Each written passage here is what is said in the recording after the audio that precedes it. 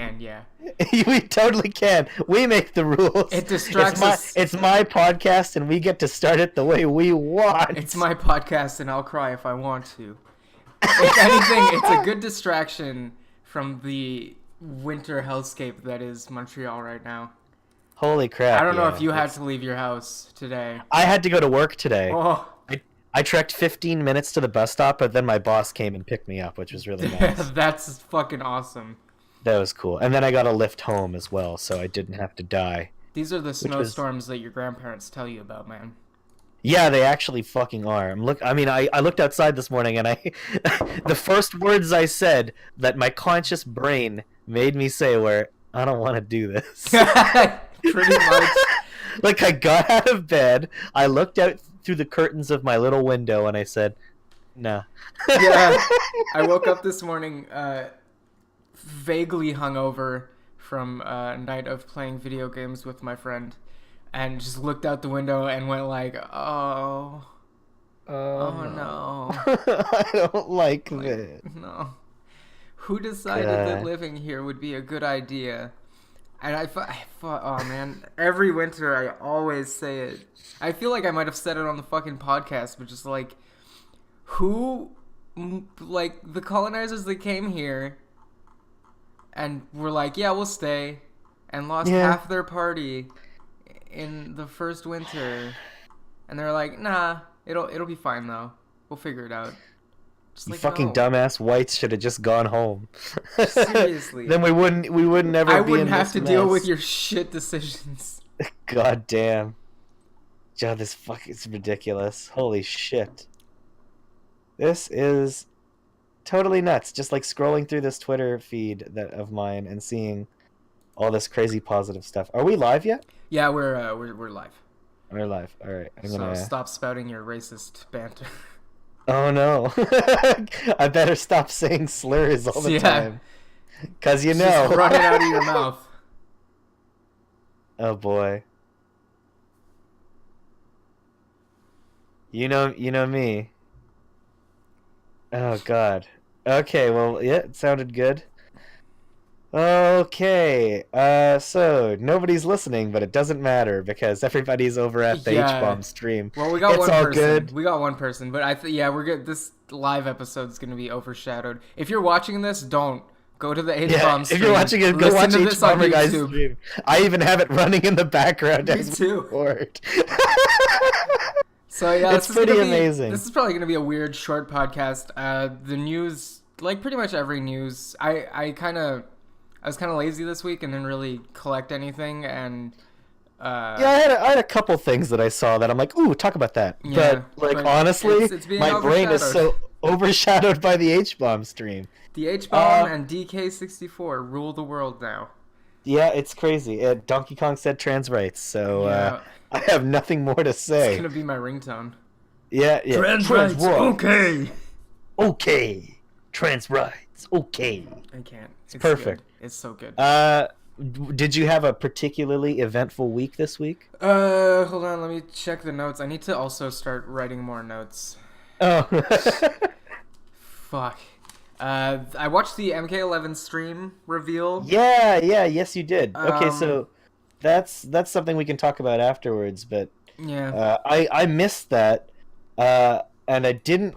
The only MK11 stuff I've seen is just like the occasional like quick video on Twitter that somebody like made of like one of the fatalities. Yeah, that's pretty much what the whole reveal thing was actually. That shit looks extremely brutal. It looks so good. It was a little disappointing just because they only showed 7 characters and only one of them was new. Although the new character was fucking cool. Yeah, he looks really good. He's got like weird time stop shit and also sand control, so he's like a mix of Iggy and Dio. What I like the most is that he can stop the counter of the fight. Yeah. Which is totally a nutso cool idea. And it reminds me kind of what the Time Stone does when you play the what is it? Marvel vs. Capcom Infinite. Yeah. Yeah. It reminds me of that Time Stone function. Yeah, it's kind of the same. I hear myself. Yeah, it's weird. I don't like it. Stop. Stop this. Stop talking. Stop Okay, this. sorry about that. I should probably turn my phone sound off. In case we get a phone call. Yeah, MK11 revealed trailer, stream thing. It's pretty cool, new character. What really is nice is they've got a fatal blow, I think they called it. Which, like, when your health reaches 30%, you hit the two shoulder buttons, and you have a special attack that does, like, a bunch of damage to kind of even the playing field, so it's more of a... an exciting fight by the end. Yeah, that's really a cool idea, actually. Yeah. I think that's going to make MK11 tournaments really fun to watch. Yeah, and it's also... because we're going to see people who fucking kick ass using that. Yeah, because you don't want to use it too early during the match either, and... you know. Yeah. There's going to be a lot of tech coming out of that. But yeah, no, it looks really rad. Apart from that, I played a lot of Bravely Default, but I have still not gotten past the Ice Golem thing. I think I'm about to. I made my number go big up. Oh, okay, so the numbers went higher. Yeah, I made the numbers go higher so that his numbers would go down faster. Ah, okay. And he would be unable to make my numbers go to 0 before I made his go to 0. So that should that should be updated next week. All right, that's good. That's good. At least you're making progress. Yeah. At least. I mean that delivery of the new 3DS came in really fast. Oh yeah, no, I got Amazon Prime, and next day delivery is the best thing that has ever happened. How nice is that little console? It's really nice. It feels really good in the hands. The screen is awesome. Like, yeah, it's better. It's bigger. It looks really, really good. It feels better in my hands. And I got the 2DS because, like, why not? Fuck 3. Honestly, fuck 3D. It doesn't... I don't know anyone who's ever played with 3Ds, though. Yeah, honestly, neither do I. That's very, very, very, very nice. Yeah. So I did that. I talked about how I got the Kingdom Hearts 3 pre-order already last week, I think. Yes, so you did. I'm still waiting on that, but... the slow hype train building is just like... Oh, man, Face by Fears is like... the Skrillex song I never thought I would like. Yeah, it actually is really good. I've been listening to like nothing but that. Who would have thought that if Skrillex and Utada Hikaru had just made a song together, I would have been a Skrillex stan for life? Yeah. Who would have thunk it? You told me this last year, I would have laughed in your face and probably called you a liar. Yeah, but now absolutely. Here we are. This is the year 20 by teen. It doesn't matter. Shit on. It doesn't matter no more. Everybody's having the fucking time of their lives. Utada Hikaru and Skrillex is making music. It just happened. They're doing the thing. Ah, it's totally nuts. It's pretty crazy. It's crazy. A year ago, it's like, hey, this, by the end of 2018, beginning of 19, you're gonna think Grimes fucking sucks, and that Skrillex is dope and makes music with Utada Hikaru. Yeah. Like a year ago, you come to me and you say, "Hey, Skrillex is making a new song," and I'd be like, "Okay," and then you're like, "It's with Utada Hikaru, and it's gonna be for Kingdom Hearts 3." I would have been like, "Yeah, sure. You're a very good liar." Does your dad work for Square Enix? It's like, no, I work for Square Enix. I work for Square Enix. I'm telling you this. It's a fact. Please report on this. No one believes me. Totally nuts, but it's cool and it sounds really good. It is, and it's really emotive. The other song on that, "Don't Think Twice," is also. Oh yeah. That song is very sweet. Yeah. It's this. I mean. The sonic palette of Kingdom Hearts has always been weird, really interesting and weird to me. Yeah, because it's a mix of the kind of the iconography of Disney music, yeah, with like the complexity of Yoko Shimomura's like just insane, vast, fucking ridiculous like scope of influence and sound. Mm-hmm. So it's like, yeah, here, it's like Disney music plus Yoko Shimomura music, and then the Utada Hikaru songs that open every game. Yeah. They're It must be so totally rad nuts. being the Kingdom Hearts person too. Yeah, it really must be. Just being like, yeah, I make all the first songs you ever hear in Kingdom Hearts that isn't dearly beloved. Yeah, and literally all of them are by this point really well loved and iconic tracks in their own right. I mean, how many fucking memes populated the internet in the early 2000s that started with a "When you Yeah. walk away"? Like, it's Simple and Clean is huge. Passion is a really good song, and I like it even more than Simple and Clean. But Simple and Like, Clean got more popularity because it was the second one, right? no, it's the first one. Oh yeah, no.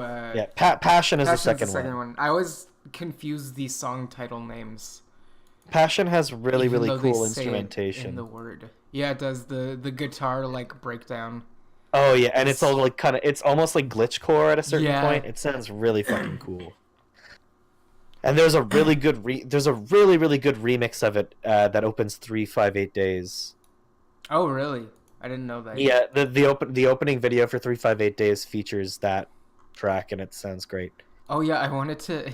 Was it? I watched a couple of breakdown videos just to catch back up on the story a bit, and I've realized that if you're watching a breakdown video for Kingdom Hearts that is under an hour and a half at least, you're not. They're gonna be talking too fast. You will not register half of the shit. Because I watched one that was 30 minutes, and they did get everything, but it was like, all right, and then Riku became the. Riku became possessed by Ansem, and Ansem wasn't really Ansem, and then Ansem the Wise was here. And was that Kadikarus's? No, there was it was like one of those top 10 YouTube channels that like only does top 10 things. Oh, okay. Like Frederator or whoever. Yeah, something like I can't remember. That's pretty cool. I know that there's the best recaps that I have watched of the series, at least at the time, was the one that Game Trailers used to do that show Timelines. It was really like a long, almost like feature film length video on like a big series with multiple installments and a complicated storyline. They did a Zelda one, and they did a Kingdom Hearts one, and the Kingdom Hearts one was such a comprehensive, well edited and organized video on that topic. So if you can find it, if that's still online somewhere, Game Trailers' Kingdom Hearts video, I think it only goes up to Recoded. Yeah.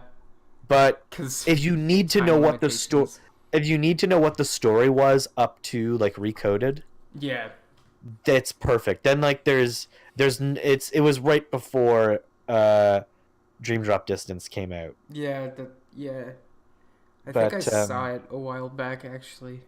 It was a really good recap. There's very a lot of good recap ones, but yeah, they're meant to be long. Yeah, exactly. If they're under an hour, like Nomura's been on strap record in like interviews being like, "Oh, dude, it's getting rough. I can't even follow the line anymore." Well, you did it to yourself, buddy. There you go. Tetsuya, you fucking dumbass. Your AAA Undertale is too big for your brain. AAA Undertale. Dude, I woke up and was like, yeah, that's a good thing to tweet. And then then your brain... I forgot it happened. And then you were like, bruh. I was like, oh no. The thing that got me the most about that tweet was that it's kind of true. Yeah. Like when I think about games that run like 100% off of like you, the player, having an emotional connection to the story. Think that's where the tweet more originated from, was like Kingdom Hearts is more my Undertale, so like I can understand the emotional attachment people have through Undertale characters. It's just I have it for Kingdom Hearts characters, Donald and Sora and Goofy and Captain Jack Sparrow. Yeah, and fucking Riku, and like I honestly like Sora and Riku's relationship and Roxas and Axel's relationship, respectively, are like two of the... I can't tell you two relationships that I, as like somebody consuming media at like a really young age was more invested in than those. Yeah. For a time, I swear to God, like Roxas Axel was literally the only thing I gave a shit about. OTP.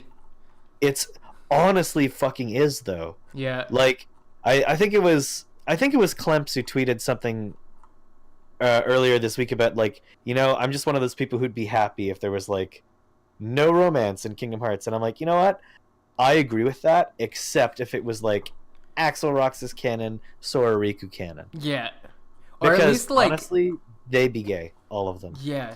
Or at least like they're both ace. They're just like, we just really like spending time together. Yeah, exactly. A lot of time together. The only thing comparable to romance in this series is the tangible, extremely emotional and resonant relationship that these characters have with one another. Mm-hmm. And whether it's literally about getting their hearts back and like... Yeah. No, exactly. Like, there's so much talk of light and darkness and love and hearts and healing and all this sort of shit in Kingdom Hearts, and I'm like, it's really gay. Yeah. This series is really unapologetically gay. And I'm fucking... That's 100% probably one of the reasons why I was totally in for it at the start, but like just... There's something to be said about a series whose narrative is ridiculously overcomplicated, but so many people remain really emotionally invested in it. That they're willing to put up with it. Yeah, simply because the emotions run so high. It's a series where the emotional highs of the series are what bring it forward. Mm-hmm. Like, there are so many moments within the series that are totally stupid, and they break tension and are really, like, dumb. And then... So dumb. Yeah, really dumb. And then there's the realization at the end of Dream Drop, entire fucking time you've played as Sora, he was trapped inside a deeper realm of dreaming than Riku was, and it was being manipulated in order to bring about the creation of the second Organization 13 and the 13 Pieces of Darkness. Like, the entire game that you just played, half of the effort that you put in went towards advancing the antagonist's motivations. Yeah. That's an extremely, extremely fucked up scenario to put the player in. If I remember too, doesn't Sora like pretty much sacrifice himself to save Riku, but then Yen Sid is like, oh yeah, Riku passes because he didn't fucking succumb to darkness like you fucking that absolute son of a bitch. Yeah, Sora fucking paid like the hardest price he could have possibly paid. Yeah, and came out of there not a Keyblade master, whereas Riku is just like, Yensid's just like, okay, Riku, you are now a Keyblade master. Fuck Sora, get out of my house. Sora, you fucking suck. Go away. You're a dumb baby. Too weak. Yeah, like, that sucks ass. But it's especially weird too because the Keyblade was in Kingdom Hearts 1. The Keyblade was originally meant to be to Riku, but Riku succumbed to darkness, and like the Keyblade was like, well, fuck this, I'm going with that kid. Exactly. So it's weird. I know it's ridiculous. And like, anyway, this is the end. Kingdom Hearts 3 is gonna wrap all this shit up, but it won't be the end of the series. Yeah, no, it's not the end of the series. It's just the end of Ansem, I think. Yeah, everything with Ansem and allegedly everything with like Sora, Riku, Kairi. Yeah. Like those characters, which is their last leaving me like, where's it gonna go? Is this where it's gonna start getting fucked up? I'm just thinking they're gonna have to like dig deep into the Disney catalog for some new worlds. Yeah. Like, I mean, I feel like there's not a lot of worlds that have been revealed so far for 3, although I do feel like there's definitely more than they've shown. Like, I think so too. I really surprise hope so. Stuff. I mean, there's generally 13 worlds, and I think right now we have like 5. Yeah, exactly. So we have like Toy Box, we have Mount Olympus, we have Corona and Arendelle from Tangled and Frozen, and we have San Francisco from Big Hero 6. Yeah. But I'm thinking, like, there's no way that they're not going to stick. Oh, yeah, and Monsters, Inc., they have Monstropolis. Yeah, which I'm really fucking stoked for. I cannot wait to play that, yeah. Oh, yeah. There's, like, And I like, it depends which worlds they're gonna reuse too, because I know that Nightmare Before Christmas has been in pretty much every fucking game. Yeah, and it's definitely back. Oh yeah, Pirates of the Caribbean. Oh yeah, that one. Which looks especially weird now because in Kingdom Hearts 2 it passed a little because PS2 graphics be that way. Yeah, it was like, all right, they kind of look the same, but like now they're like hyper realistic Jack Sparrow next to fucking Donald and Sora, and you're like, oh, okay. It's more than a little distracting. But it'll be fine. It'll be great. I'm gonna cry. It's gonna be fun, yeah. And thankfully, I can enjoy a Pirates of the Caribbean related thing without having to think about Johnny Depp because he's not even fucking in it. Yeah. So yeet. And also, to move on from the Kingdom Hearts lore cast. Yeah. I also pre-ordered the deluxe edition of Resident Evil 2 Remake. Very, which comes very out nice. This Friday. And I'm going to be streaming that probably all of Friday night. I know I'm doing the DMC thing right now, but that comes out right away. Sweet. And like I said, there's no plans at all to stream Kingdom Hearts 3. Yeah. Because that's you just got to enjoy it. I don't want to have to deal with anything. Whereas Resident Evil 2... play for the stream. It'll be fun. Yeah, Resi 2 is a remake of an old game. Like, it's the perfect thing to stream. I've been waiting like 19 years for Kingdom Hearts 2. Yeah, I'm not spending my time playing the game on stream. Yeah. It's just a no. You think I'm gonna let chat talk to me at all? No. I'm turning off my phone, taking that whole week off. Yeah, exactly. I don't want nobody talking to me. That's fucking good. I'm kicking my girlfriend out of my own house. Just to play Kingdom Hearts. She's like, but what if the baby comes while you're playing? I was like, well, we better hold it. Well, the baby better he better stay until there. I hit credits and the credits are gone. That baby is in there. You are holding it. That's horrible. That's what Kingdom Hearts does to Father people. of the Year. Better Dad, not be playing with no Legos. I was fighting Xehanort. Where were you when I was born? Oh, I was busy. I was opening the gate to Kingdom Hearts so that the lightness could return to all the worlds and the worlds could be whole again and no one would have to live in Traverse Town. I finally sealed the door to darkness once and for all. And reestablished the original Keyblade. But no, that's pretty good though. That you're gonna have like just plenty of opportunity to sit down and just kind of power through that thing. Yeah, and I'm actually like not a joke taking that week off. Yeah, no, absolutely. You positively should. It's gonna be crazy. I may drop by once or twice during that week to check that shit out. Just take a photo essay of how decrepit I've become. Yeah, yeah. Just the hair, facial hair, suddenly a beard at the end of it. Like, I did it, Ryan. I've beat the game. Did you get the secret ending? Were you playing on Proud Mode where you get the secret ending? Oh no!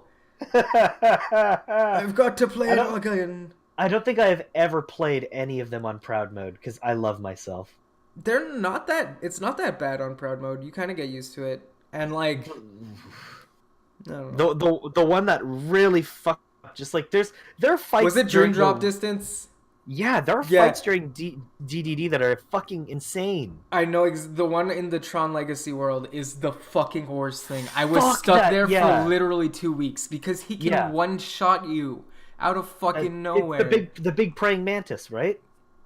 Yeah, it's like fuck that thing. I hated that goddamn boss so much. That one and in 358 Days, there's a boss in Halloween Town, a huge heartless boss. Mm-hmm. That's like a big coffin spider thing. It literally took me a year to beat that fucking boss. I had to grind so fucking hard to get to even half of a fucking decent level to play that fucking fight. Video games. It was insane, and I only left the fight with like a fucking sliver of health left. Well, that's how I'm feeling the fucking ice golem is gonna go, because I kept being like, alright, I'll take a level, try again, and like I like, especially with JRPGs, like finding that like weakest possible point but still being able to beat the monster. And like, I think I'm coming up to it, but and like I did that with P3 a lot too, where I'd get to the boss and not be ready and have to go back like a whole week and then just be like, fine, Tartarus every night. I'm happy that you and I play JRPGs the exact same way. Yeah, just like I don't feel like as big of a dumbass. How by the skin of my teeth can I beat this boss? Yeah, exactly. Like how little random encounters do I have to do? Yeah.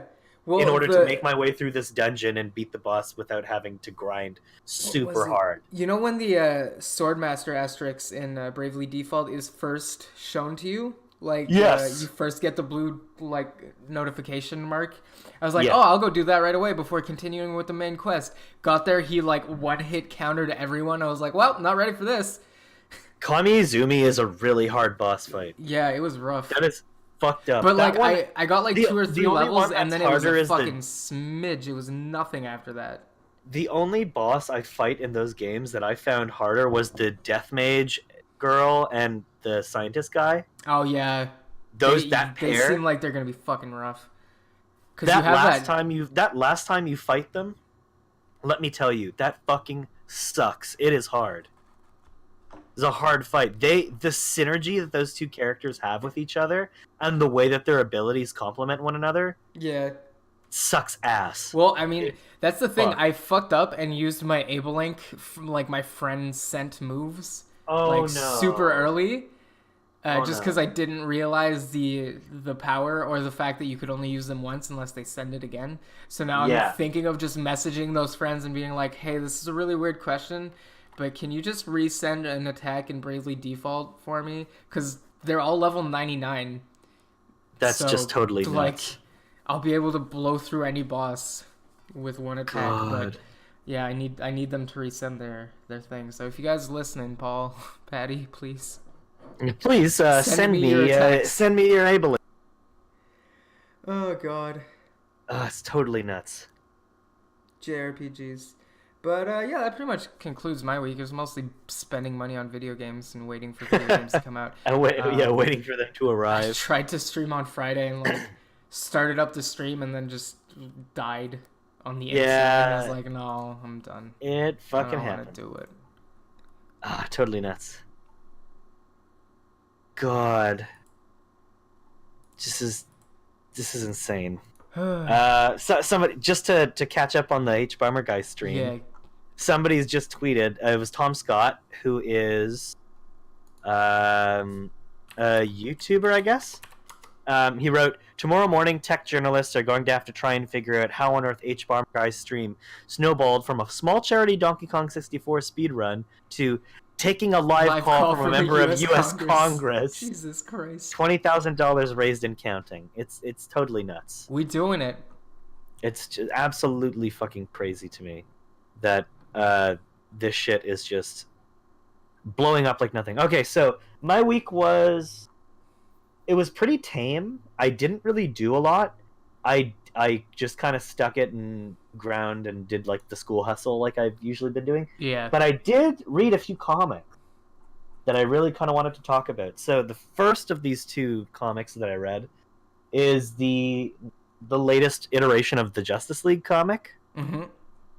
And it's being written by... the cover of that recently. I did, yes. Mm-hmm. It's written by Scott Snyder, who is he's best known, I guess, because he's been writing like Batman for the last decade now, like since 2009. But Scott Snyder is a fantastic writer, and I don't think it's his first take on Justice League, because he just did the whole Dark Knights Metal event that he created.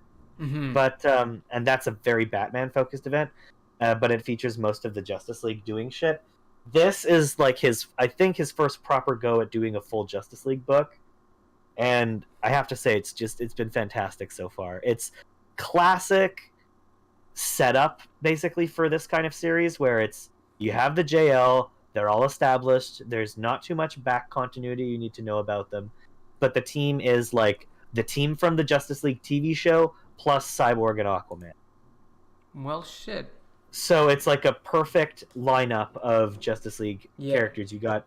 everybody from the TV show that like the lineup that I want to say is probably, at least to people our age, the most memorable and iconic lineup of characters that the Justice League has ever had, with the addition of Cyborg and Aquaman. So it's a perfect team up. Yeah. And they are fighting the Legion of Doom. As they usually are. Exactly. This iteration of the Legion of Doom is a lot more... It's not that it's like the characters who are a part of the Legion are a lot more subtle in their methods, but their approach to taking out the Justice League is a lot more based on subterfuge before they go out and kind of full-on attack their rivals. Like, it's not just Joker goes after Batman, Black Manta goes after Aquaman. It's really like these characters go after the members of the Justice League that they have the most power over. So, like, Joker, who's totally unpredictable, fighting Hawkgirl, for instance. Hard counters. Yeah, exactly. Like, characters not acting as counterparts to their archenemies, but going out and strategically taking out the other members of the League. But yeah, the Legion of Doom in this series is formed by Lex Luthor, like it usually is. But it features the Joker, the Cheetah, Black...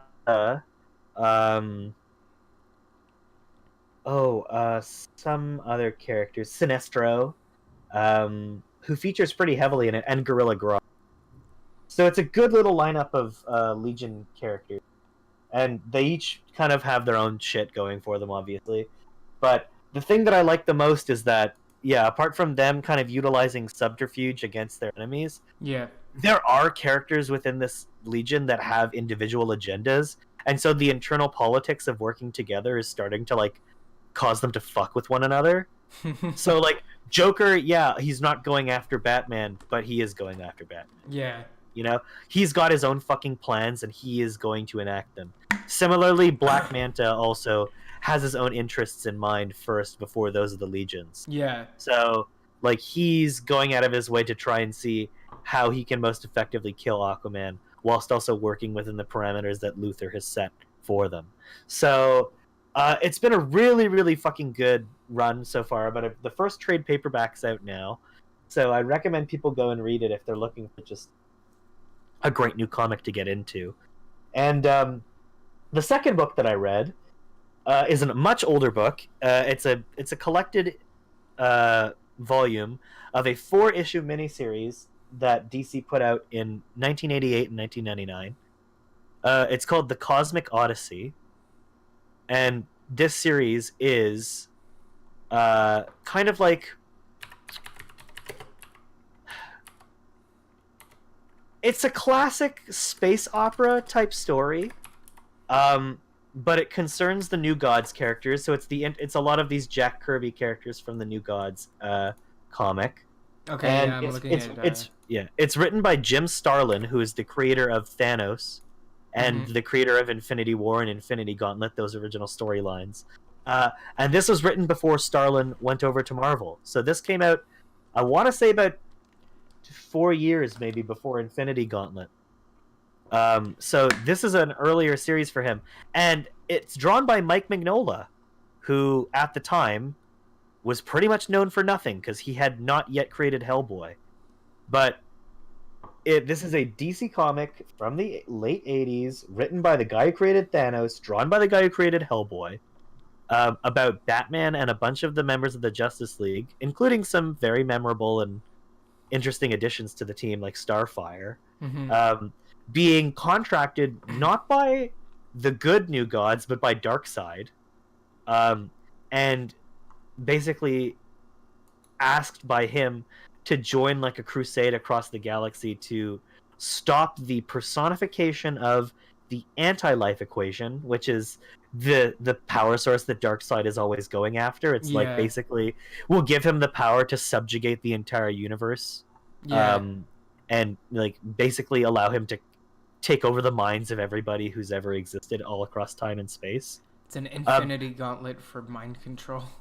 Yeah, exactly. Like it's not as I don't want to say it's as drastic or dramatic a weapon as the Infinity Gauntlet, but Darkseid's motivations aren't as complicated as Thanos's, because Thanos is more like he wants to do what he does because he's in love with death and he wants to court death. Yeah. But Darkseid does what he does because he is like a Greco-Roman god, and he's a conqueror, and the only thing that he wants is to subjugate the entire universe. So his motivations are always, I will do whatever the fuck I can, whatever I have to do to get the secret of the anti-life equation and subjugate the entire universe. And what's happened in this story is that the anti-life equation itself has incarnated and personified into a being. And Darkseid's contracted these League members and other New Gods characters like Forager and Orion to help him kill this being so that it can reassume its form as the anti-life equation. But of course, there's some complicated scenarios within this story, subterfuge, characters betraying one another. So this is like a... It is a true space opera. It's like an omnibus, right? Yeah, it's not a very large book. It's only about $45 with tax. Okay. I might look at this one, actually, because that sounds pretty fucking rad. And I'm looking at like really some images, and it seems pretty interesting. It's really fantastic. The thing that I most enjoy about it, apart from the just amazing presentation of the book itself, is the play and dynamic between the characters is really, really good. Because some of these characters are characters that you don't often get to see interact with one another. Like, it's not often that Forager, who is like a very Jack Kirby character, he just got a very good book recently done of him called Bug, The Adventures of Forager, for DC's Young Animal line, which has sadly passed us by. But that was Gerard Way's comic book line that he did. But Bug is a fantastic book about that character. And this is one of the earlier stories featuring him. So it was kind of cool to go back after reading the new Bug series and see Forager kind of interact with a bunch of other DC characters, more mainstream characters, than I've ever really seen him be involved with. I think Forager is even on the new season of Young Justice, which is a show that I'm not a huge fan of, and I've talked shit about before, but I'm willing to kind of watch whatever episodes Bug is in, because I really, really like Forager. He's one of my favorite characters. So yeah, seeing Forager interact with like Martian Manhunter, Batman, and Superman is really, really neat. And likewise, there's some very good scenes between Martian Manhunter and John Stewart, the Green Lantern. Yeah. And lots of great interactive scenes between Starfire and Superman, which is really, really neat. So there's just a lot of cool character moments within that series that I thought was rather unprecedented and interesting. And it's one series that I had never read. But I'd never had a chance to sit back and actually give it a look, and I'm really enjoying it. So yeah, if you can pick up Cosmic Odyssey, that new edition they did is like the best way I can imagine to read it. It's fantastic. I'll go hit up the Eaton Center comic book shop. Yeah, they probably have it right there. Yeah. But yeah, so Cosmic Odyssey kicks ass. New Justice League kicks ass. What else did I do? I watched the first episode of The Promised Neverland. What is that? Okay, so The Promised Neverland is a anime that has just come out based on a relatively new, not terribly long-running, but extremely popular and well-regarded Shonen Jump manga. And this series is not your typical Shonen Jump fare. First of all, it stars a female protagonist, and she is a young child. She's like 11 years old. All the main characters of the series are 11 or under. And it's a post-apocalyptic thriller horror mystery series. It's set in this kind of in and around this mansion that kind of looks like a mansion from Victorian era England, and it's an orphanage where all these kids live with one another as siblings. They have a mother character called Mom who watches over them and treats them all like her own kids the way a mom should, and all of the kids, the oldest of whom are all 11, there's 3 of them, are treat each other like siblings and have grown up together. Now, the interesting thing about this mansion is that the kids are kind of... They're free and they're happy, but there's clearly something sinister about where they are. Yeah, they're never allowed to go past the boundaries of the forest. Mm-hmm. And it's kind of a weird thing that all of their adopted siblings at age 12 that leave or get adopted never seem to write back. Never seem to come back and say hi. So this Victorian ass like mansion where they all live is like it's an idyllic, almost like iconic kind of setting for like this, what you assume is going to be a story set in like the 1800s. Yeah. Not so. So mild spoilers for this is something that is revealed at the end of the episode of the show. At the end of the what? It's the very first episode of the show. You cut off there for a second, so sorry. Yeah. This is like a reveal that is made at the very end of the first episode. I want to say about maybe 2 chapters into the manga. Mm-hmm. So it's not really that big of a spoiler. It's more like this is the linchpin for initiating the story of the series. So the tone setter. Exactly. So if nobody wants to hear about this, I recommend skipping forward or kind of tuning out for like maybe the next 5 minutes. But it turns out that the mansion that all these kids are living in, this whole compound, this forested area, these lovely fields, is a farm. Like a farm, child farm? A farm for children to be raised as livestock to be food. Which explains the numbers on their necks, I guess. Exactly. All the kids have numbers tattooed on their necks, and throughout the day, they have to do like tests, like these kind of math tests or like number tests, questions, all this sort of stuff, and they fill out these long, hour to 2 hour long tests every day. Well, it turns out the reason for these tests is to make the kids smarter, because apparently kids that are smarter taste better. They got that brain juice. Yes, exactly. They taste better. The world that they are living in is populated and has been taken over by demons. And these are really fucked up, gross, Lovecraftian looking. Yeah, they don't look... I mean, they look great, but they don't look like something you want to see in real life. Exactly. They're utterly terrifying. And they keep humans in farms, harvest human children, and eat them. And the main characters of the series discover this. I'm not going to say how they do, because that's actually really interesting and would be kind of spoiling a good story. But suffice it to say, the main characters find this shit out and decide that they don't want to do this. They don't want to die. They will do whatever the fuck they have to do to survive and save the rest of their adopted siblings from these demons, because their mother is the one who's doing this. Fuck. She is like a servant to these demons.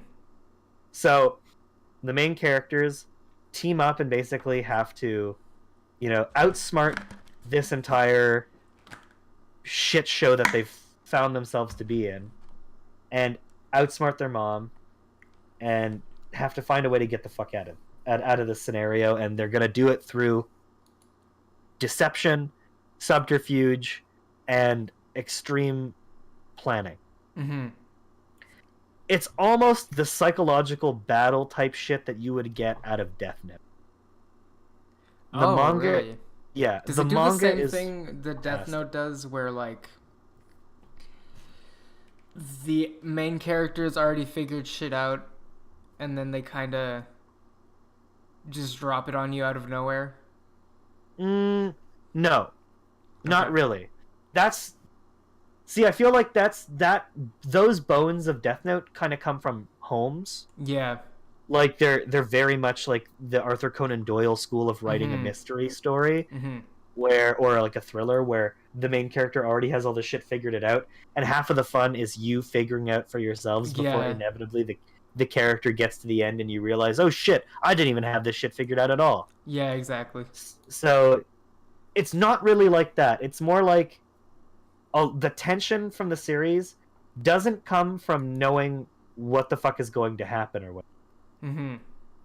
Or from them figuring out if they're going to get caught or not. It comes from seeing them try to execute a variety of plans. And how eventually they're going to one-up Mom.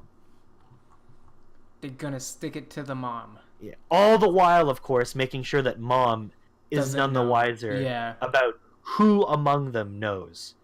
She knows that somebody knows. She just doesn't know which one. She doesn't know who. That's fucking cool. I'm gonna watch this like after the podcast, I think. Absolutely. It's a fantastic series. Episodes 1 and 2 are currently out.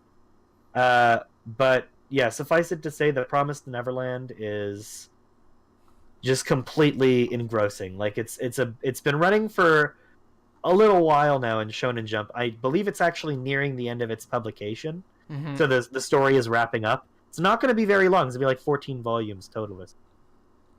But yeah, it's really something else. Stellar series. Anybody who's like even mildly intrigued by the premise, go and read it. It's so good. So yeah, I'm definitely gonna check that out because it sounds fucking rad. It's and so good. The artwork looks fucking good. It's totally beautiful, yeah, and the animation in the anime is great. The show looks fantastic, like it's beautifully animated. The theme song is also fucking awesome and totally. That always helps. Yeah, it's a good OP. So yeah, Promised Neverland is very good. Please watch it. All right, so news. Yeah. We can just brush over the unimportant stuff. Brush over the unimportant stuff. Hey, the Kill la Kill game has some footage. Looks great. It does. I think it looks like JoJo's Bizarre Adventure All-Star Battle. Yeah, a little bit. They do this thing where they kind of drop frames to imitate actual hand-drawn animation. Mm-hmm. It looks like kind of a Trigger show very occasionally in the way that the game is animated. Very cool. And Trigger have such a distinct house style with their animation. Yeah, they really do. I mean, you could just SSS Gridman, fucking Kill la Kill, obviously. Yeah, everything just kind of they have their style down, I guess is a way to put it. It looks totally amazing. Mm-hmm. There's a new Justice League movie coming out. I actually, I just to piggyback off of my comic book talk earlier, I actually watched the new Superman movie that came out last week. It's called Superman: Reign of the Supermen. Okay.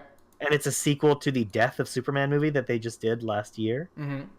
But it was really, really good, and it was a great conclusion to that storyline and sets up an interesting new precedent for this shared universe of animated movies that they've had going for like the last 9 years or so now. It starts with Justice League, the Flashpoint Paradox, and almost every animated movie moving forward from that is linked in the same universe, sharing a lot of voice actors for like the characters coming back, but they're separate from the Justice League cartoon. It's like its own continuity. Okay. This is, to me, has been like the DC's answer to the MCU in the way that everything connects. Yeah. So it's been really cool. Anyway, there's a new Justice League movie coming out, and the trailer for it was revealed in like the DVD extras of the new Superman movie. Mm-hmm. And it's called Justice League versus the Fatal Five. And it is set in the universe of the original animated cartoon. Yeah. And it features the same animation, same animation style, all the same voice actors. Oh shit! Really? Yeah, like Kevin Conroy, George Newbern, and Susan Eisenberg are coming back to play Batman, Superman, and Wonder Woman. That's gonna be crazy, because that Justice League cartoon, coupled with like Teen Titans, was probably like the most watched shit for me in early aughts.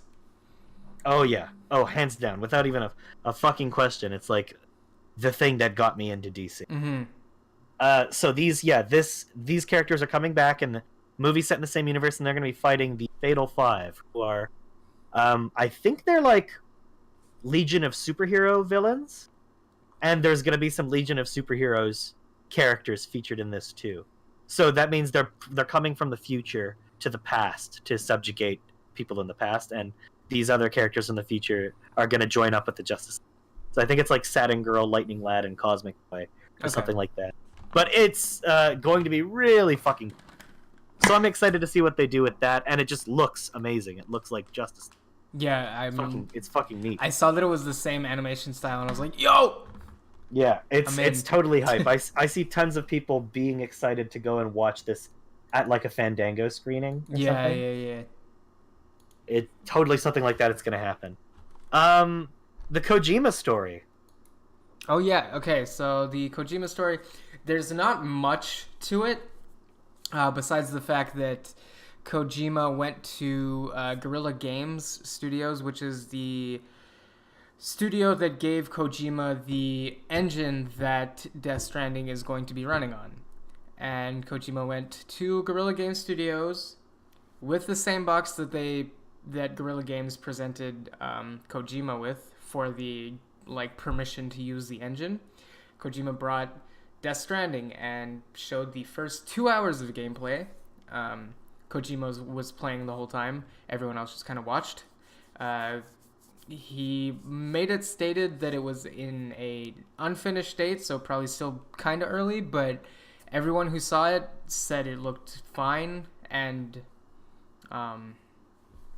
was literally a lot of people who got to see it said that they were speechless. They were super fucking excited for everyone else to know what is happening, and it's really nice hearing that, I guess, because it's been a while since I've heard any Death Stranding news that wasn't like a vague trailer. Okay. That didn't really show anything. So I've been getting kind of worried about the game personally. Just because, I don't want it to go anywhere too bad, or because now this is Kojima unhinged, right? This is... Yeah. His wildest dreams are now possible because Konami's not there being like, no, you can't have a ghost spirit boss fight, but you can. Anyway. You can't do this. But I did it, though. But I will. I did it, and it was great. Everyone loved it. But everyone who got to see it was he's the kind of guy that needs a leash. I don't know, though, because he ain't got a leash now, and apparently this is the greatest thing a lot of people have ever seen. No, well, I guess it remains to be seen, really. Yeah, but and honestly, it can't be as hard to follow as Kingdom Hearts. Maybe it could. Be pretty nuts. Maybe it could. I don't know. We'll see. But I am stupid excited for this game, and I'm really glad that people who did get to see it said it was amazing. Yeah, this is going to be certainly something that's going to, I think, have everybody in gaming talking. Mm-hmm. Whether or not it's for the reasons Kojima wants it to, that remains to be seen. But regardless, this is going to get people talking, and it's going to be. It will be a historic release. Yes, absolutely. This is going to be a completely historic moment in gaming. Mm-hmm. John Wick 3. Yeah, that looks fucking amazing. I'm excited. I can't believe they just keep punching these out. Yeah, they really, really do, actually. And what can be said about John Wick that other smarter people haven't already said? I mean, nothing. It's amazing. They've managed to wring out of this little franchise 2 movies that build a world so effectively and so well, around this idea around of a guy. This interconnected society of assassins, that have their own internal politics, that have their own motivations, and the first movie in the series managed to do all that while also being a great single narrative about John Wick, the character himself. And a almost non-stop action flick. Yeah. They're insane. You built a world around gunfights and car chases. And it works. It works super well. it's the only other thing, like the only other action movie franchises that I can think of that have done this half as well or as well are Mission Impossible and Fast and the Furious. Yeah.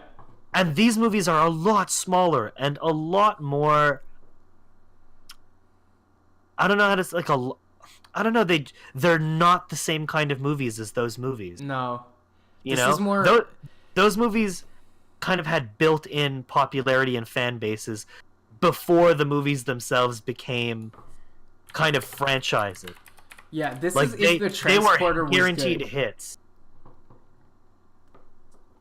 Yeah, no, exactly. Well, you were about to say, like... Yeah, this is if, like, the Transporter ended up being a good movie. Yeah, it is. It really is. It's a small-scale action movie with ambitious writing and scripting. Yeah. That has become... It just hit the mark. Yeah. It perfectly. And it's become an action franchise that's come out of nowhere. And it's a totally new franchise for the most part. The first one came out, 4 years ago? Yeah, something like that. That's not a lot. That's like, 2016 maybe? John Wick, 2014.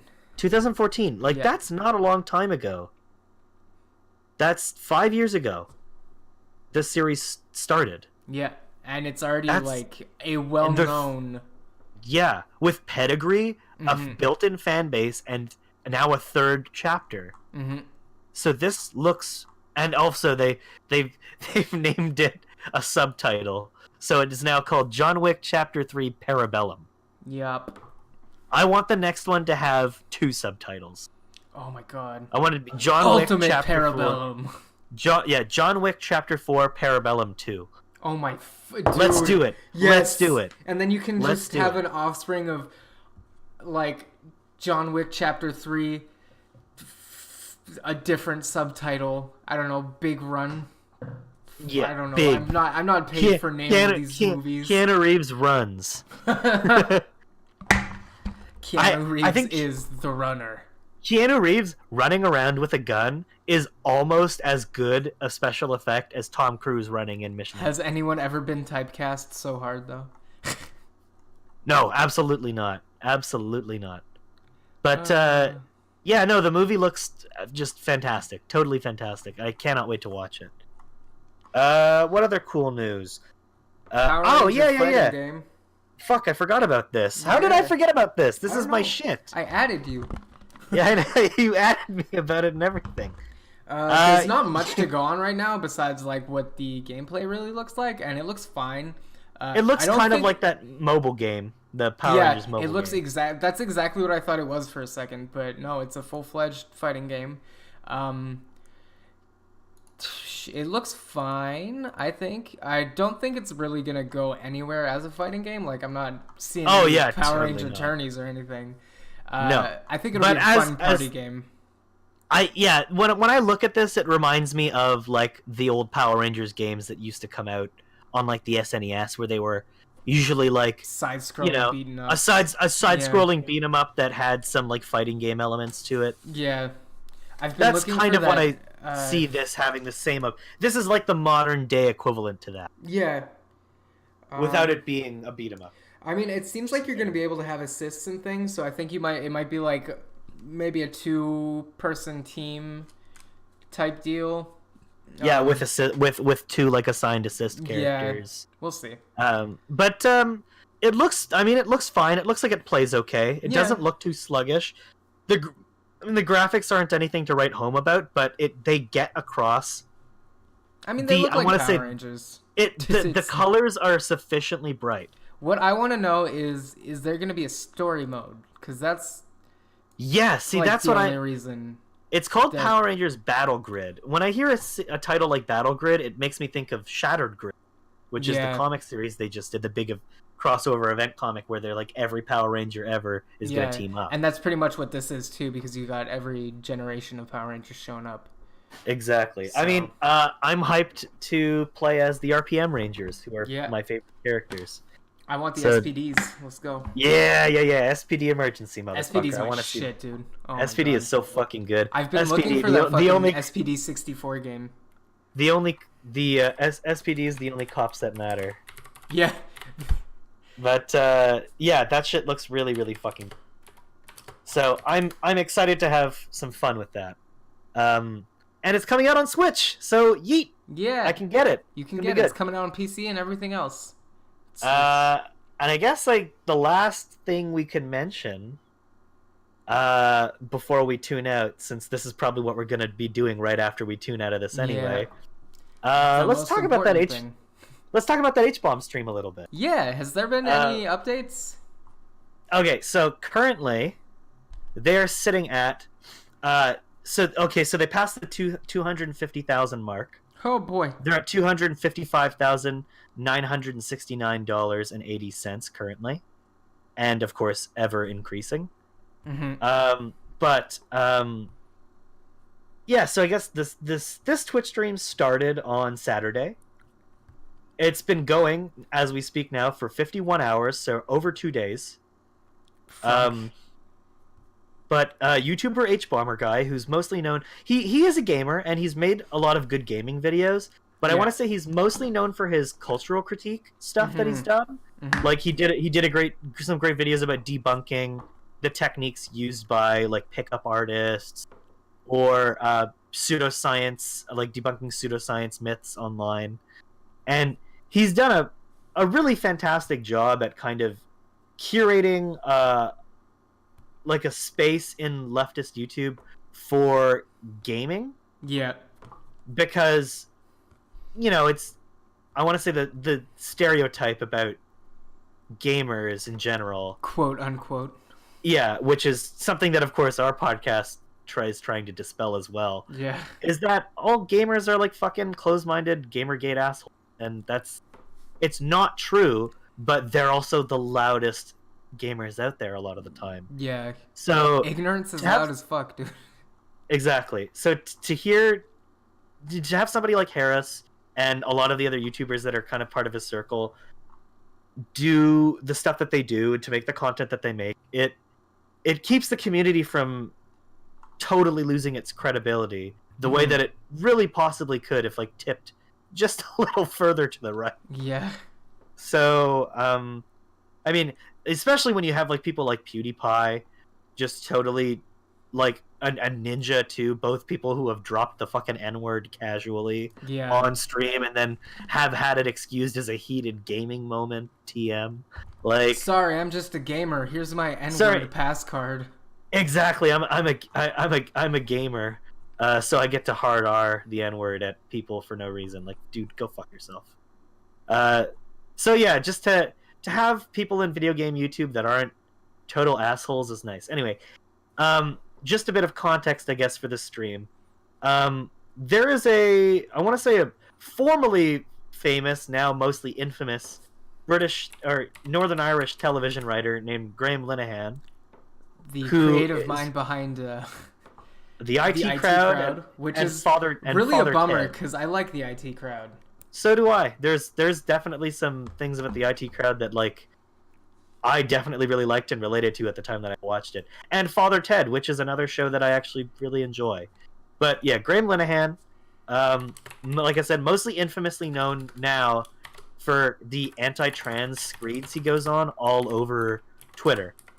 Yeah. And he's just one of many people in the United Kingdom who is a public figure that sets themselves as like very vocally opposed to trans rights and the status of trans people in their country.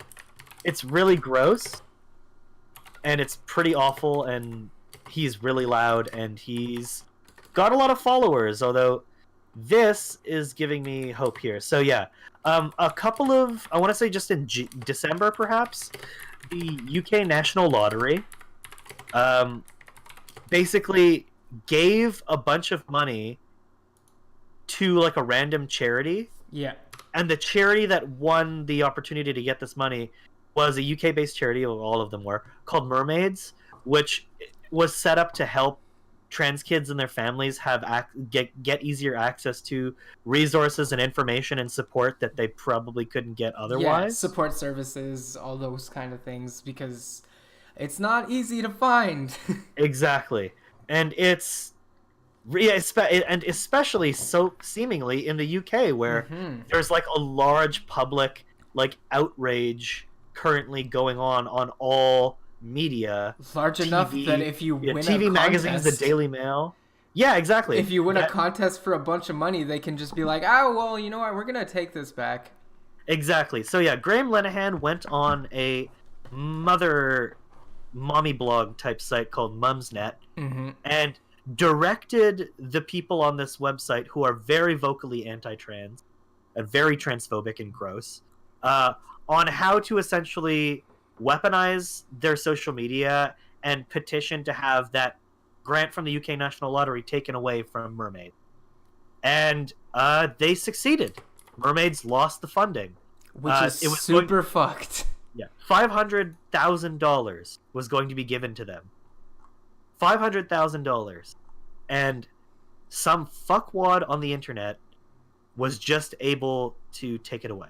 Get enough that voices. That money was going towards kids who needed it to fucking have a future. And the weird thing, like the disgusting lies that people are saying about the service too, like they're saying, oh, they're just gonna inject your kids with a bunch of fucking hormones out of nowhere. Like, no, that's not how that is. You just go to the place. Yeah, you go to the place and shove hormones into your child. That's not how it goes. It's really not how it goes. Yeah, Mumsnet don't administer hormone replacement therapy. They're not doctors. They legally cannot do that. They put people into contact with people who can provide those resources for them, and they offer them a support group. Even then, it's usually months and months of therapy sessions and being sure that it's right for you. It's not an immediate. Getting hormone replacement therapy is really hard. Country is fucking super hard, and it's really hard. The stigma that it's like an immediate thing is ridiculous. It's like anybody who knows a trans person knows this to be true. Yeah, like it's such like an obvious and completely like no-brainer thing about the process of transitioning, and yet so many of these idiots are so either you know, whether or not they're doing it intentionally or not, which usually they are, spreading misinformation about the process in order to scare people and drum up hatred for transgender individuals. So yeah, to have that money, to have all that money taken away from them like that was just horrible. But hbomberguy, who we just spoke about before, decided to run a charity stream for Mumsnet to raise back some of the money that they lost. And boy, are they doing it. So, yeah, currently, as we said, it's been 51 hours since the stream started. That's a non-stop stream. That means he has been awake and is a very sleepy boy.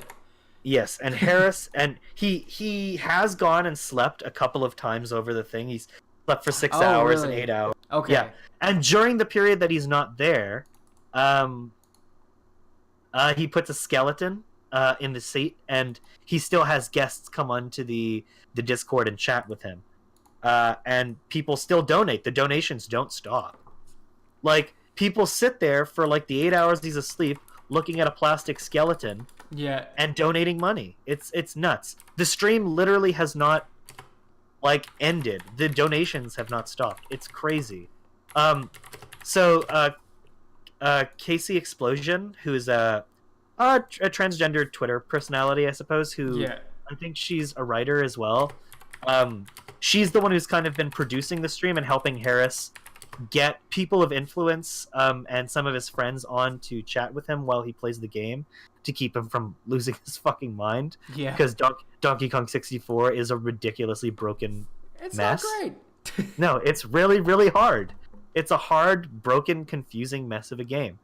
But amongst the people that Harris has had on the stream in these 51 hours, we've seen everybody from Lindsay Ellis, the YouTuber, and ContraPoints and like his peers, like his friends and peers from YouTube, to like game devs and game composers like Grant Kirkhope, who wrote the music for this game and recorded all the voices, to Chelsea Manning, the famous activist, anti-prison, military reform, and trans rights activist, who's an extremely controversial figure who is awesome and kicks ass. And John Romero, the developer behind Doom and Daikatana. Yeah. Oh god, Daikatana. And John Romero's gonna make you his bitch. Daikatana's gonna make you his bitch. John Romero's gonna say trans rights on a stream with hbomb. John Romero's gonna make right-wing politicians his bitch. And he totally did. He said trans rights. He did. And Grant Kirkhope, who voiced Donkey Kong and DK64, very vocally made sure that we could hear Donkey Kong say the words trans rights, which is really nice. Yeah. Okay, trans rights. Trans rights, but okay. It was fucking cool. DK. But, then we've seen some other crazy amounts of people show up. Currently, Adam Conover from the show Adam Ruins Everything is on the stream. We've had YouTubers like The Pedantic Romantic, and other people in the left tube sphere, other people in the gaming YouTube sphere, and anime YouTube sphere, like Jeff from Mother's Basement has been on. Linkara has been on. It's literally been a who's the whole left wing. The entire left wing. And then just about an hour and a half ago, Alexandra Ocasio-Cortez stopped by on the stream to say hi and to talk a little with, I think it was Dan Olsen was on the stream at the time, along with Jack Saint and of course Harris. Yeah. But and I think Olive Ray Brinker, the artist behind Ray the Doe, she was also on. But yeah, Alexandra Ocasio-Cortez came on to show her support, and she retweeted. We've had huge authors like Neil Gaiman and Gail Simone retweet the stream. It's just been it's crazy to see so many people who seemingly, and in some cases just really do not know one another, come in and get together to help for a good cause like this. And it's just, what a way to start 2019 off, honestly. Yeah, no, it really is setting the tone for the year, and I think it's gonna be a good one, especially in terms of like queer rights and like just and advocacy and allyship. Yeah. This is one of the most dramatic, hard lines are being drawn. Yeah, exactly. The most dramatically positive events to have happened within like the left tube sphere ever. Like, this is the first time, I think, really, that we have seen left tube use its influence to create real tangible like physical change within the world. Yeah. And it sets such a high bar and a high precedent, and I honestly don't see that bar being lowered at any point, or anybody doing worse than this, because this is just such a great and inspirational thing.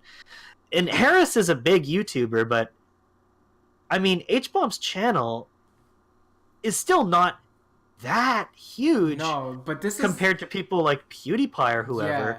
But if this is what Harris can do, some of his more influential buddies that he's on the site with, like Lindsay Ellis, for instance, if they did something similar to this for a cause that this many people want to rally behind, there really is an opportunity to make just an incredible amount of change happen in the world. Yeah, and like I don't see anything but a harder push of things like this actually happening. Yeah, because neither do I. This is setting a clear like message that it is a thing that is going to be doable in the future. Yeah. Of course, we had our boy Sonic Fox retweet this, and he's at a con currently this weekend, so he actually couldn't be on the stream. But he says he himself is probably going to stream and do some charity work as well because HBomb has inspired him to Which do is so. Great. And it's fantastic. It shows us that maybe the world's not so bad. We can make a difference. It's such an inspirational thing to see people making such a real and tangible difference right now. All this money is going to be going to such a good cause, and those kids are going to get the resources that they need now. And we've managed to make back over half of the amount that was lost by Linehan. So like, and this is still going. That's the thing. And it's still going. We didn't just do that. We're still pushing. Yeah, exactly. There's more time to go for this. He's doing it until he 101%'s the game, which is which seems like it's got gonna about be 50 hours left. Exactly. So, and if this is what we've made in the first 50 hours, this goes on another 50, they will have made back at least $59,000 more than the campaigns to defund them lost them. It's insane the amount of genuine change that is going to occur, because people are going to see this stream and they're going to think we have a chance to do more, and that's queer people, straight and cis allies. Like, it's amazing to see everybody too. has the potential to do good like this. Exactly. I was just about to say, it's amazing to see too just the amount of people coming together and supporting each other, and like just watching the stream and hearing them talk about stuff. Sometimes it's like you get like a little teary-eyed and you're like, oh man, this is it plucks on the heartstrings super hard, just seeing the amount of people that are coming out to support this and who actually believe that, like, maybe trans people are also human and maybe they should be able to live treated happy. Like that. Yeah. It's really controversial opinion, but it's really affirmative.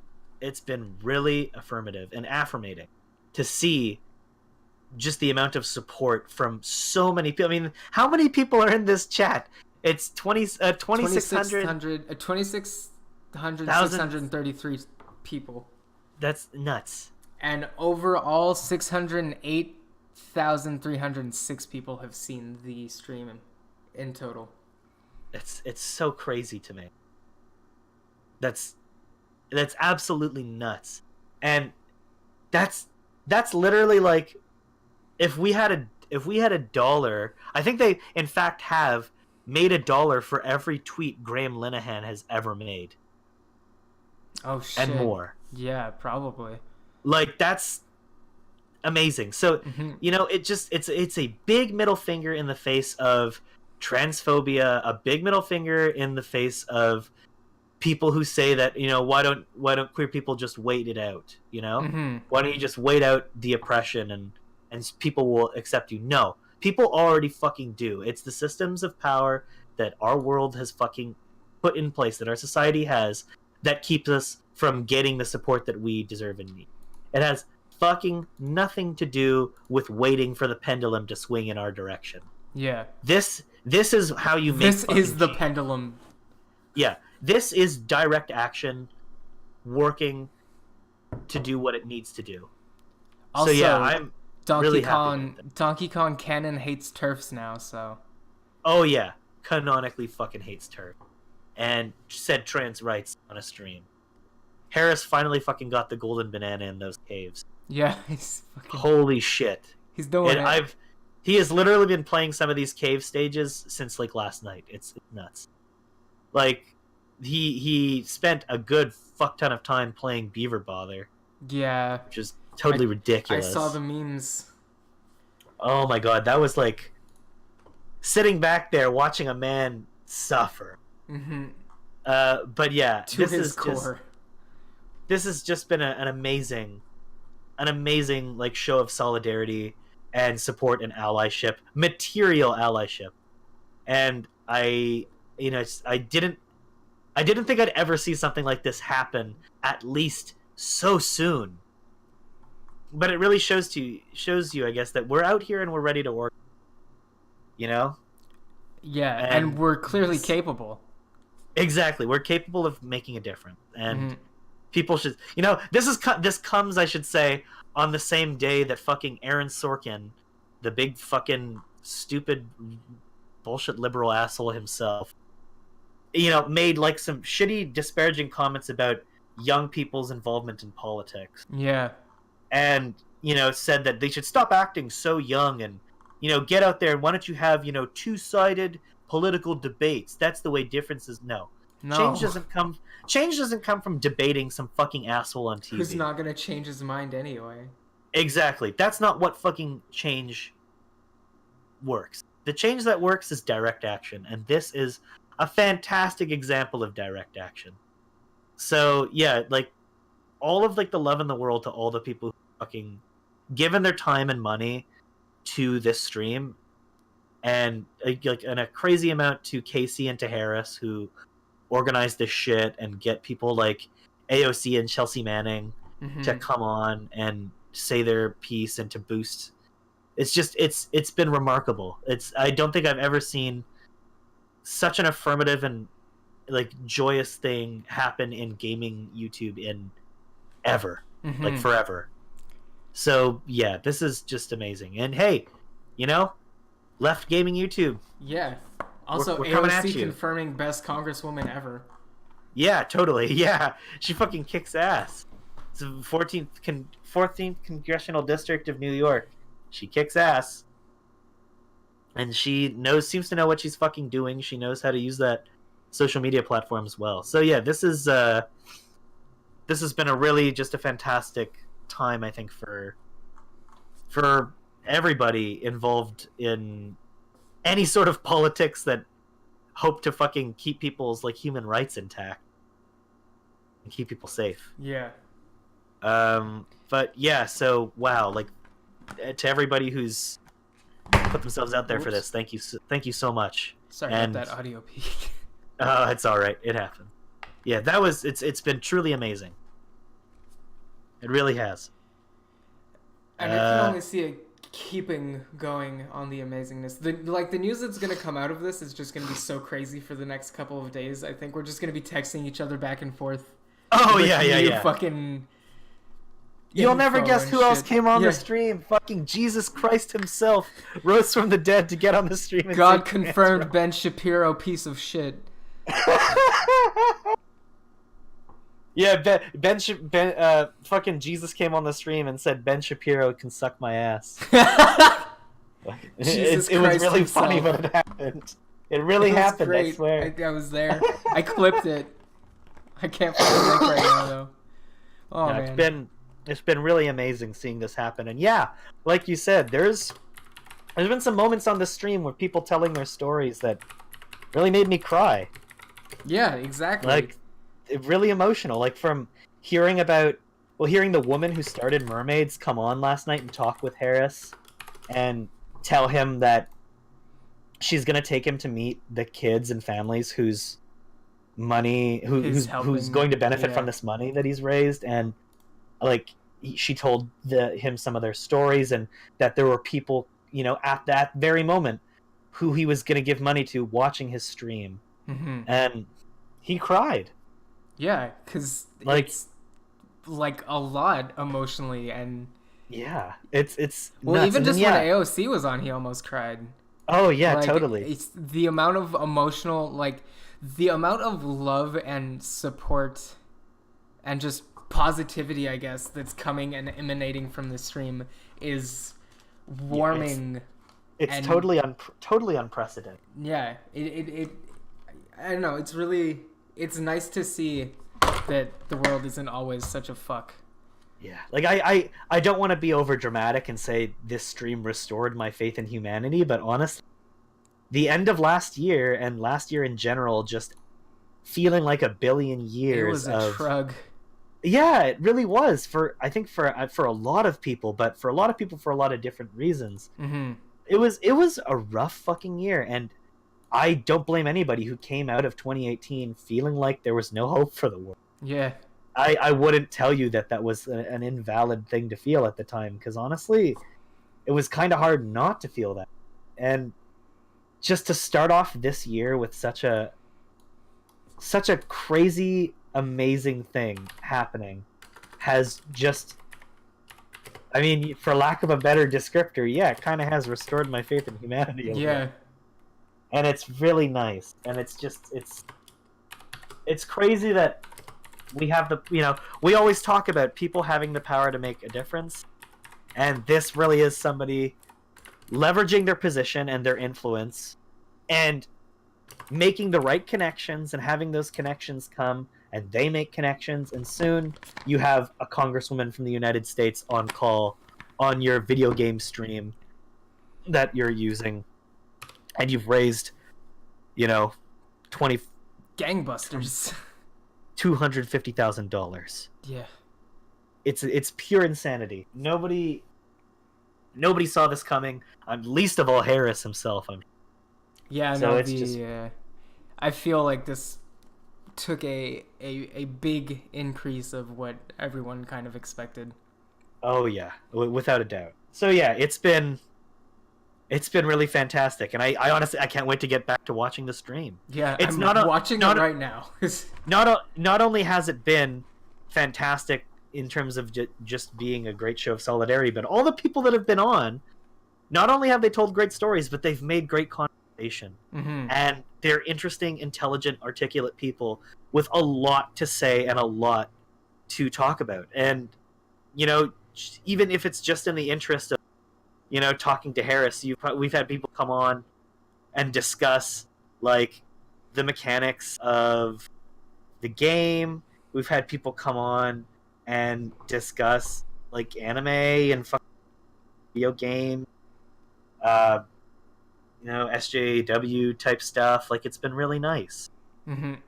It's really, I don't know. It's been like listening to the best leftist podcast of all time, with all of my favorite fucking people on it, periodically teaming together to just say a whole bunch of shit that I have needed to hear somebody say. So, yeah, it's been pretty amazing, and I think at 130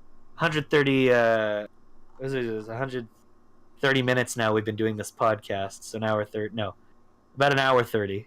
Yeah, we an hour and a half. We should let's call it a Let's one call and it done. a cast. Yeah, we've said quite a bit actually. We had a lot more to say than I thought we would. Yeah, well, and, yeah, me too. Actually, I thought this one was going to be way shorter. We already have a title, so I'm going to throw this on YouTube immediately. Perfect. Well, I will work on the MP3 when I can. I'll try to have it up by the middle of the week, usually. Fair enough. And at least the MP3s will always be up by Wednesday. Yeah. We still have a Wednesday release schedule for something.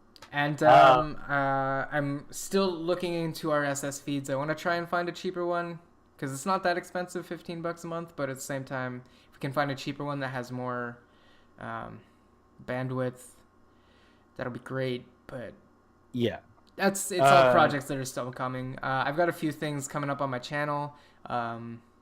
Like I said, Resident Evil 2 comes out on Friday, so I'm probably going to stream that all night at Scratch Me Silly at Twitch, or Twitch TV / Scratch Me Silly. And that's going to be a time because you're going to get spooked.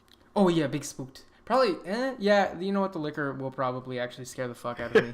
Fast forward to the clip of me falling out of my chair.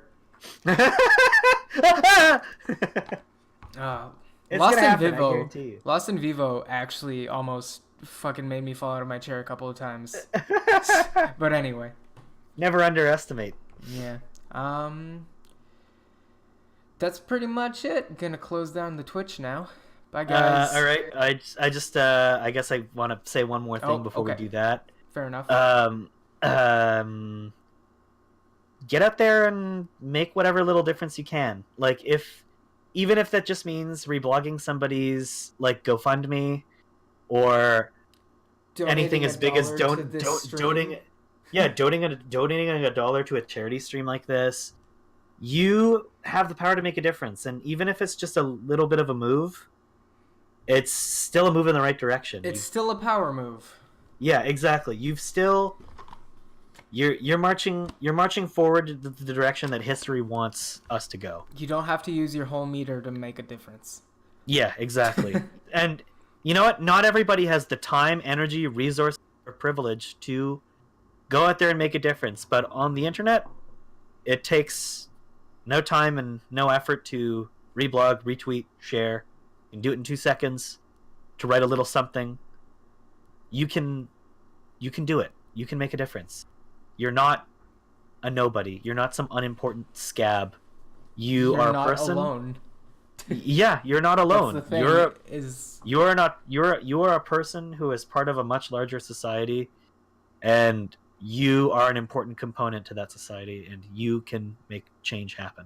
Mm-hmm. Yeah, you don't have to make $250,000 to make a difference, but that doesn't help either, and that doesn't hurt either. I should say. No, it does not. Yeah, but yeah, you can make a difference if you go out there and do a little bit of advocacy work. If you're an ally, you can be a great ally. If you're a member of the community, you already know what you should be doing. Like it's never too late, and it's never a bad idea. Mm-hmm. So, by all means, if you can, get out there, fight the good fight. You can't really get out there, do your best to support those who are. And thank you so much for listening. Have a good night, everyone. Yeah, everybody take it easy.